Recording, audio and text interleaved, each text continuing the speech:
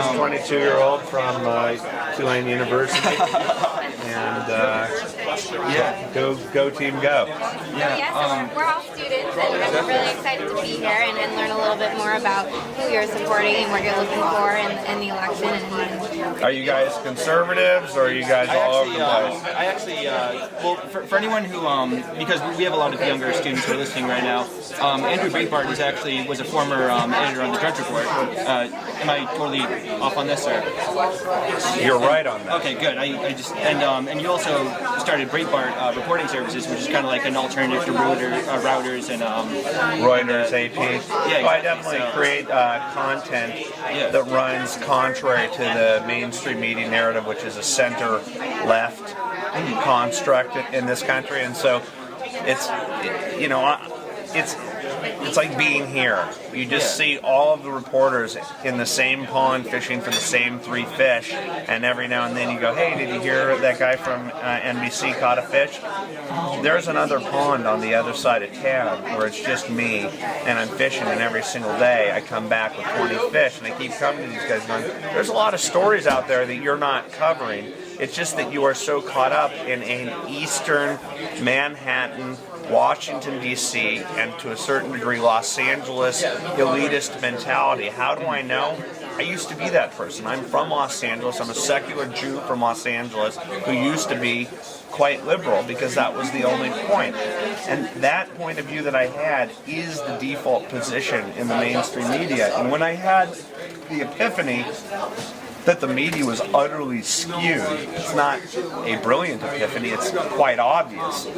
I realized that there's an opportunity in America to start reporting that which the mainstream media won't report. What the conservative movement has been for so long are a bunch of people like Rush Limbaugh, Sean Hannity, who read the New York Times and then spin it back and say, well, this is liberal opinion, and I'm going to reset it for you. But there are very few conservatives out there that are going out there and doing the hard work to dig up information that exposes that which, if it were against a Republican, would have been front page of the New York Times. So that's what we're doing. We're in the very early phases of it. It's called the new media. It's an exciting revolution, and kids get it instinctively. Yeah, because I actually, I used to be a pretty strong conservative. I'm actually much more independent now. I'm kind of, I don't really associate with any party now. I kind of just pick candidates on a case-by-case basis.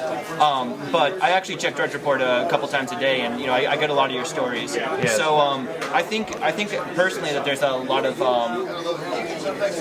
it's important to not just check CNN, not to check MSNBC, because you can get stuff from a totally different perspective, not just as I don't think the appeal of Drudge and of Breitbart falls at conservatives, because what about conservatives? I said I don't feel like the appeal stops with conservatives. Well, I'm certainly not trying to stop with the appeal. I don't want to preach to the choir. I mean, I'm aesthetically liberal. I would argue I have certain things that liberal people, if they met me, they'd go, I can't believe it. Most of them say, I can't believe that you're a conservative. I want to reach out, especially in this election cycle, after 2 years of defending the Tea Party and their right to go out there and to express the very basic American belief in the Constitution and fiscal responsibility. I defended them against the mainstream media's desire to frame them as racist.